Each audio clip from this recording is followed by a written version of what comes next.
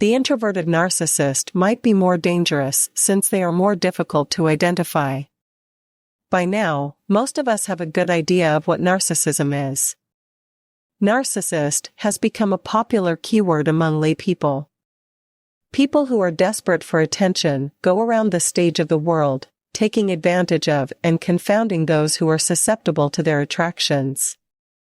In a society that is equally enamored of celebrities and social media, they have an ideal platform.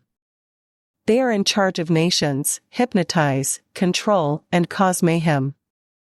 However, a more hazardous subspecies exists beneath the surface of the more conspicuous and well-known ones. A covert narcissist is a wolf that is simply clad in sheep's clothes, as opposed to the better-known, common overt narcissist. The more silent and subtle variation is often more confusing and sinister, explains Dr. Sarah Davies, the writer behind Never Again: Moving On from Narcissistic Abuse and Other Toxic Relationships, and is a psychologist by profession. Dr. Ramani Durvasula, a professor of psychology, says that this variance in narcissistic personalities represents a more recent evolution in our knowledge of narcissism. New research from the NYU Department of Psychology suggests that insecurities play a greater role in fueling narcissism than a real inflated self-image, and it relates to two main categories, overt and vulnerable, or covert, with a connection to the practice of constantly uploading selfies on social media. Maxine Mei-Fung Chung, a psychotherapist, says of the narcissistically wounded person, the facade covers deep pain. However, that mask has a mesmerizing quality about it. With the experience of being addicted to their addictive intoxications, I've talked about a narcissist in my current work whose attractions slowly sneak up on the reader. Even after being charmed by more dazzling personalities, it was someone with the more subtle characteristics of the covert narcissist who pulled me in the deepest. My interactions with these created personae disguised an inherent emptiness, and it took some soul-searching to figure that out. It was subtle and insidious. Classic narcissists make the world seem fascinating by infusing it with a drug-like sensation of scintillation and excitement, sucking in adoration and attention. There is an issue with spotting the covert narcissists who aren't your typical grandiose narcissists, since they may sneak in undetected and inflict just as much harm. Or even worse. Lorna Slade, a psychotherapist possessing vast amounts of experience in helping people recover from narcissistic abuse, states that covert or vulnerable narcissists tend to be more introverted than grandiose narcissists. But they share the same classic traits. They're just manifested at a far more subtle, workaday level. Theirs is a much more laser-targeted revenge. But they're mask wearers, other people will say. What do you mean? They're lovely. Limited knowledge often proves itself to be a harmful being. Learning to spot covert narcissism can be more difficult and takes a certain level of specific awareness, Davies states. With the more overt types, it is an almost unapologetic "this is me" presentation. With covert narcissists, their focus on meeting their own needs is masked by more subtle manipulation and control techniques. They can come across as sweet and innocent, even shy and introverted, and can also seem very caring and helpful. They can be the shoulder to cry on, but will use what you share with them against you further down the road, and ultimately, with the aim of manipulating you to feel indebted and grateful, thus providing them with admiration and gratitude. Narcissistic supply. They have a pleasant and innocent air about them. Some people may mistake them for being timid. What else sets these stealthily attractive individuals apart, besides their stealthy armor and subtle weapons? When it comes to pathology, psychologists are in agreement that it's the same at its core, but the way it's presented might vary based on the individual. Silent intruder and silent seducer, as Davies describes the covert narcissist. In my experience, the covert is far more dangerous than a grandiose, says Slade. Not only because they are harder to spot, but crucially, since they are more shame-based, they are more easily triggered into what's known as narcissistic rage, which drives them to take spectacular revenge.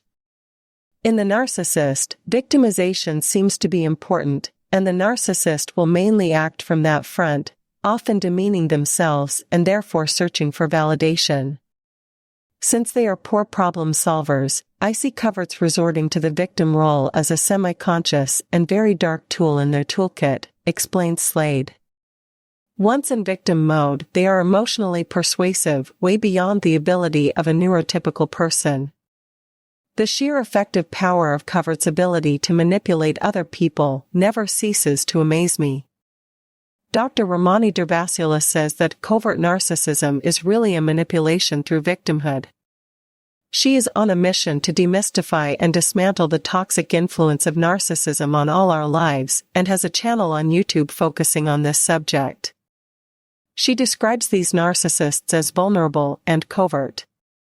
You may be drawn in because you feel kind of sorry for them, bad for them. It can be very empowering for you to think you want to rescue them. Most people will not initially see them through the lens of narcissism. Their conception is focused solely on the traditional grandiose narcissist, that shiny, charismatic, confident, charming, witty, attractive, textbook narcissist. This misses those who, in fact, often present as somewhat depressed, victimized, or even needy. However, they have the same themes as their classical and grandiose buddies. Using the Cartman drama triangle as a guide, Davies says to look at the behaviors of the victim, persecutor, and savior in the performance. See if you can recognize when the victim tries to pull you in a rescuer role, she suggests. Awareness is key. I do advise clients to arm themselves with as much information as necessary, so they're able to recognize narcissists before they're in an abusive relationship with one. You need to be aware or you can end up with an abusive partner. They still want prestige and recognition, ignore other people, believe they are entitled to things and have little empathy for others, but their ways are more subtle. They may even admit to being shy and emotional.